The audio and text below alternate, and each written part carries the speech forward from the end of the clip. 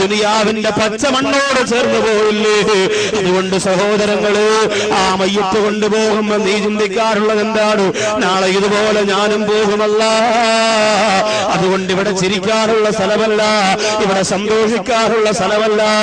ഈ മയ്യത്തിന് വേണ്ടി അല്ലാഹുമ്മ ഗഫിർ ലഹു വർഹംഹു, അല്ലാഹുമ്മ സബ്ബിത്ഹു ഇൻദസ്വാ, അല്ലാഹുമ്മ ജാഫിൽ ഖബറം ജംബൈ എന്ന മനോഹരമായ ദിക്റുകൾ ചൊല്ലിയിട്ട് ആ മയ്യത്തിന് വേണ്ടി നിറകണ്ണുകളോട് അല്ലാഹുവിനോട് പാപമോചനം ചോദിക്കേണ്ടുന്ന സമയമാണ്. ആ സമയത്ത് പോലും നമ്മൾ മൊബൈൽ തറയിൽ വെക്കൂലല്ലോ. എല്ലാരും മൊബൈൽ ഇങ്ങനെ ഇവിടെ ഇങ്ങനെ വെച്ച് തല ഇങ്ങനെ ഇരിക്കണം എല്ലാരും. യഥാർത്ഥത്തിൽ തല തിരിഞ്ഞു എന്ന് പറഞ്ഞാൽ ഇതാ തല തിരിഞ്ഞവൻ. തല തിരിഞ്ഞെന്ന് പറഞ്ഞാൽ ഇതാ സ്വഭാവം തെറ്റുന്നതല്ല, തല ഇങ്ങനെ തിരിഞ്ഞിരിക്കും. ബൈക്കിൽ എന്താ പോര് വഴി കഴിഞ്ഞടാ, ഓക്കേടാ ഓക്കെ, തല ഇങ്ങനെ ഇരിക്കും. സ്ത്രീകള് വീട്ടില് മീനിറക്കുന്നതോ മത്സ്യം ഇന്ന് അയലയാടി കിട്ടിയത്, മൊബൈൽ ഇതാ ഇങ്ങനെ ചെവിലിരിക്കുക, ഇന്ന് അയല. ചെറുപ്പക്കാര് പള്ളിയുടെ ബാത്റൂമിൽ പോയാൽ ഒരു വലത്തേക്കയുടെ ഒരു വെള്ള സിബിലും ഇടത്തേക്ക് ഇങ്ങനെ മൊബൈലിലും. അത് ശരിയടാ ബാത്റൂമിലാണ്, വെറുതെ പറയണമെന്നല്ല ഇത്. അവന് ദുനിയാവിന്റെ കാര്യങ്ങൾക്ക് മാത്രമേ ഉള്ളല്ലോ ധൃതി, അല്ലേ? ആലോചിച്ചു എന്തെല്ലാം കാര്യങ്ങളാണ് ഭൗതികമായ ലോകത്ത്. നമ്മൾ ഈ മൊബൈല് എപ്പോഴും ഫുൾ ടൈം നമ്മുടെ കയ്യിലുണ്ടാവും എന്ന് പറഞ്ഞാൽ ആവശ്യത്തിന് ഇത് ഉപയോഗിക്കണ്ട എന്നല്ല ഞാൻ പറയുന്നത്. മറിച്ച് ഈ ഇങ്ങനെയുള്ള സ്ഥലങ്ങളിൽ, ഇങ്ങനെയുള്ള സാഹചര്യങ്ങൾ, അതിനൊരു നിയന്ത്രണം ഞാനും നിങ്ങളും കൊടുത്തില്ലെങ്കിൽ അപകടമാണ്. വല്ലാത്ത ബുദ്ധിമുട്ട് നമുക്കുണ്ടാവും. മരണ വീട്ടിൽ പോലും മയ്യത്തിനെ കിടത്തി പൊതിഞ്ഞ് പള്ളിക്കകത്ത് കൊണ്ടുവന്നപ്പോ മയ്യത്തിന്റെ വയറ്റിന്റെ കഫം പൊതിഞ്ഞു വെച്ച് വയറ്റിന്റെ ഉസ്താദ് ചോദിച്ചത് ആ മയ്യത്ത് അനങ്ങുന്നുണ്ട്, മരിച്ചിട്ടില്ല. അപ്പൊ നിസ്കരിച്ചുകൊണ്ട് അടക്കിയിരുന്നെങ്കിൽ എന്തിനാ? മോൻ പറഞ്ഞു ഉസ്താദെ അത് ജീവനുള്ളതല്ല, എന്റെ മൊബൈല് വൈബ്രേഷനാണ്. ഉസ്താദ് പെട്ടെന്ന് പുതിയാൻ പറഞ്ഞപ്പോ ഞാനും കൂടെ കുനിഞ്ഞു ഇങ്ങനെ കെട്ടിക്കൊണ്ടുന്ന മൊബൈൽ അങ്ങ് വീണ്. പിന്നെ ഞാൻ വിചാരിച്ചു ഇപ്പൊ എടുക്കണ്ട, വാപ്പാക്ക് എന്തെങ്കിലും ബുദ്ധിമുട്ടുണ്ടെങ്കിൽ പോയിട്ട് വിളിച്ച് പറയട്ടെ. ഇതെന്റെ പ്രിയപ്പെട്ട ആലോചിച്ച് നോക്ക്. മരണ വീട്ടിൽ മയ്യത്ത് പൊതിയുമ്പോ വരെ അത്രയ്ക്ക് ലാഘവത്തോടു കൂടിയില്ലേ നമ്മൾ ആലോചിക്കും. വെറും ലാഘവത്തോടു കൂടി ചെയ്യാ. അതുകൊണ്ട് ശ്രദ്ധിക്കണം. എല്ലാവരും മൊബൈൽ ഉപയോഗിക്കുന്നവർ, എല്ലാ സകല ആൾക്കാരും അതിനു വേണ്ടി ഉപയോഗം. പിന്നെ പക്ഷെ പലർക്കും പറഞ്ഞുകൂടെ, ഗൾഫിൽ നിന്ന് വാപ്പമാ പിന്നെ മക്കൾ വരുമ്പോ ആദ്യം വാപ്പാക്ക് നീളമുള്ള മൊബൈല് വാങ്ങിച്ചു.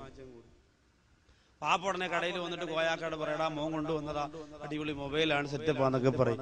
ഉടനെ ഇതൊന്ന് ഓണാക്കാൻ നല്ലതുപോലെ അറിഞ്ഞുകൂടാ, ഓഫ് ആക്കാൻ അറിഞ്ഞുകൂടാ, കോള് വരുമ്പോ എടുക്കാൻ മാത്രം അറിയും. അതുകൊണ്ട് ആദ്യമായിട്ട് വെള്ളിയാഴ്ച പള്ളിയിൽ പോയി. പള്ളിയിൽ ചെല്ലുമ്പോൾ ഉസ്താദ് എന്താ പറയാ? സഫുകൾ നേരെയാക്കുക, മൊബൈൽ ഓഫ് ആക്കുക. എല്ലാ ഉസ്താദുമാരും പറയും. പറഞ്ഞില്ലെങ്കിൽ അന്ന് അവിടെ ബഹളമാണ്. ഇപ്പാപ്പാക്ക് ഇത് ഓഫ് ആക്കാനും പറഞ്ഞൂടാ. ഉസ്താദ് എങ്ങനെ പള്ളിയൊക്കെ നിശബ്ദമായി എന്ന് പറഞ്ഞ സൂറത്ത് അങ്ങോട്ട് തുടങ്ങിയപ്പോ പാപ്പാരെ മൊബൈലിൽ ഉമ്മാമ വിചാരിച്ചു ഒന്ന് വിളിച്ചു നോക്കാം, പള്ളിയിൽ പോയതല്ലേ, മൊബൈലും കൊണ്ട് പോയല്ലേ, കിട്ടുമോന്നറിയാലോ. വീട്ടിൽ നിന്ന് വിളിച്ചപ്പോ ഉപ്പാവരെ മൊബൈലിൽ പെണ്ണേ പെണ്ണേ നീ എന്റേതല്ലേ പാട്ട് കേൾക്കാൻ. ഉടനെ മോദി മാമ അല്ലോ പള്ളിക്കകത്തും പെണ്ണ പടച്ചു. നോക്കുമ്പോ ഇയാള് മൊബൈലിന്റെ മണ്ടേ കേറി നിൽക്കാണ്. ഇത് ഓഫ് ആവണല്ല സംഭവം. ചൈന സെറ്റാണ്, ഹൗദി കിടന്നാലും വലിയ കേട്ടോണ്ടിരിക്കും, ഓഫ് ആവൂല. അങ്ങനെ ഇതിനെ മണ്ടേ കയറി നിൽക്കാണ്, ഇത് ഓഫ് ആവുന്നില്ല. അവസാനം ഉസ്താദ് ഈ ശബ്ദമെല്ലാം അവിടെ കേട്ട് പള്ളിക്കകത്ത് ആകെ ഗ്രാനൈറ്റ് ആയതുകൊണ്ട് എക്കോ ആണല്ലോ മൊത്തം ഇങ്ങനെ കേട്ടു. ഉസ്താദിന്റെ സൂറത്തും തെറ്റി. ഉടനെ പുറകിൽ ഒരാൾ ഉണർത്തി കൊടുക്കണമല്ലോ. ഉടനെ അപ്പുറത്ത് നിന്ന് ഇപ്പാ പറഞ്ഞിടേ അത് ഈ സൂറത്തിലല്ല അടുത്ത സൂറത്തിലാണ്. ആകെ ഒരുത്തനാണെങ്കിൽ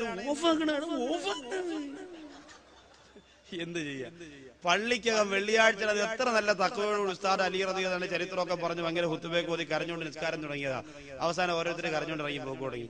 താമസിച്ചു പറഞ്ഞ കുറെ ചെറുപ്പക്കാർ പറഞ്ഞാ ഇന്ന് ആ പള്ളി നിസ്കാരമല്ല, അവിടെ ഗാനമേളയാണെന്ന് ഉസ്താദിന്റെ പാട്ടം കേൾക്കുന്നത്, നമുക്ക് തിരിച്ചു പോവാം. അങ്ങനെ എത്ര ഒന്ന് ശ്രദ്ധിച്ചാൽ മാത്രം മതിയല്ലോ.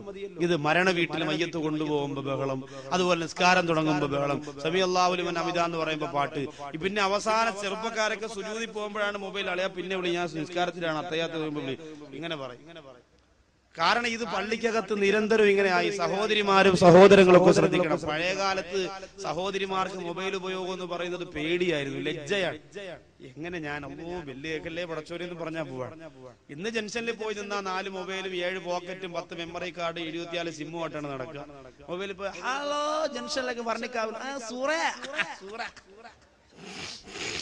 ആരോട് സംസാരിക്കും? ഒരറപ്പുമില്ല പെൺകുട്ടികൾക്ക്. 14 വയസ്സും 15 വയസ്സും മുതൽ അവിടെ നിങ്ങോട്ട് 90 വയസ്സുള്ള തള്ളമാർക്ക് വരെയും അതിനൊരു അറപ്പില്ല. പക്ഷേ ഒരു കാര്യം നിങ്ങൾ മനസ്സിലാക്കണം സഹോദരിമാരെ, അന്യപുരുഷന്മാരോട് സംസാരിച്ചു കൊണ്ടിരിക്കുന്ന സംസാരങ്ങൾ മുഴുവനുമുണ്ടല്ലോ, ഭർത്താവറിയാതെ സംസാരിച്ചു പോലെ മുഴുവൻ സംസാരങ്ങളും അതാ നിന്റെ മൊബൈലിനകത്തിരുന്ന് ക്ലിപ്പ് ചെയ്ത് എടുക്കാൻ സാധിക്കുന്ന സംവിധാനം ഇന്ന് ചൈന കണ്ടുപിടിച്ചിരിക്കുകയാണ്.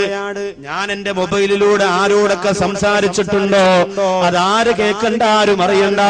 എന്റെ മൊബൈൽ ഒരു മൊബൈൽ ഷോപ്പിൽ കൊണ്ടു കൊടുത്താൽ അതിന്റെ അകത്തിരുന്ന് ഞാൻ ഇന്ന് വരെ സംസാരിച്ച സംസാര സകലങ്ങൾ മുഴുവനും റെക്കോർഡ് ചെയ്ത് എടുക്കാൻ കഴിയുന്നതാണ്. നിങ്ങൾ ആരും അറിയണ്ട. കടയിൽ കൊണ്ട് കൊടുത്താൽ 10 മിനിറ്റത്തെ കേസ്. നമ്മൾ ഇന്ന് വരെ സംസാരിച്ചത് മുഴുവനും. അങ്ങനെയാണെങ്കിൽ സകലതും പൊളിയും. സഹോദരിമാർ ആലോചിച്ച് നോക്കിയേ.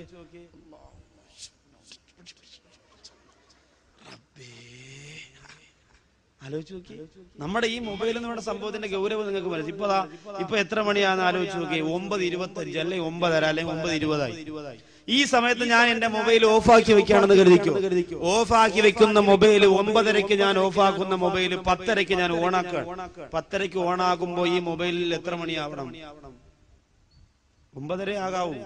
കാരണം ഓഫാക്കി വെച്ചിരുന്ന സാധനമാണ്. 9:30 ഓഫാക്കിയതാണ്. അപ്പൊ ഇനി ഓണാക്കുമ്പോൾ 9:30 ആവാവൂ. പക്ഷെ 10:30 ഞാനത് ഓണാക്കുമ്പോ അതിനകത്ത് 10:30 ആയി.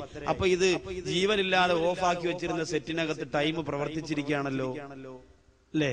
അതാ സംഭവം. ഇത് ചെറിയ കാര്യമൊന്നുമല്ല. ഇത് അടുത്തിരുന്ന് സംസാരിക്കുന്നത് പോലും ചിലപ്പോ ഇതിനകത്ത് റെക്കോർഡിങ്. സഹോദരിമാര് പറയുള്ളൂ, അങ്ങനെയാണെങ്കിൽ ഇനിയിപ്പോ കൂടെ കൊണ്ടു നടക്കാൻ വരെ പറ്റൂലല്ലോ, പടച്ചോ എല്ലാം പൊളിയും. നിങ്ങൾ എന്താ കരുതിയത്? അള്ളാഹു സുബ്ഹാനഹു വ തആല ഇപ്പോ ഈ ഒരു കാലയളവിൽ ഇത് വന്നപ്പോ നിങ്ങൾക്ക് പേടിയായില്ലേ? പഴയ കാലത്തൊക്കെ റക്കീബ് അത്തീത് നിങ്ങൾ പറയുന്നതെല്ലാം റെക്കോർഡ് ചെയ്ത് എടുക്കുമെന്ന് പറഞ്ഞപ്പോ നമ്മളൊന്നും വിശ്വസിച്ചില്ല. ഇപ്പൊ നമ്മുടെ കയ്യിലിരിക്കുന്ന മൊബൈല് പോലും പഴയ കാലത്ത് നാം സംസാരിച്ച ഈ മൊബൈലിനകത്ത് എന്തൊക്കെ സംസാരിച്ചിട്ടുണ്ടോ അത് മുഴുവനും അതായി എടുക്കാൻ പറ്റുന്ന അവസ്ഥയിലേക്ക് എത്തിയെങ്കിൽ ഒരു വാക്കുപോലും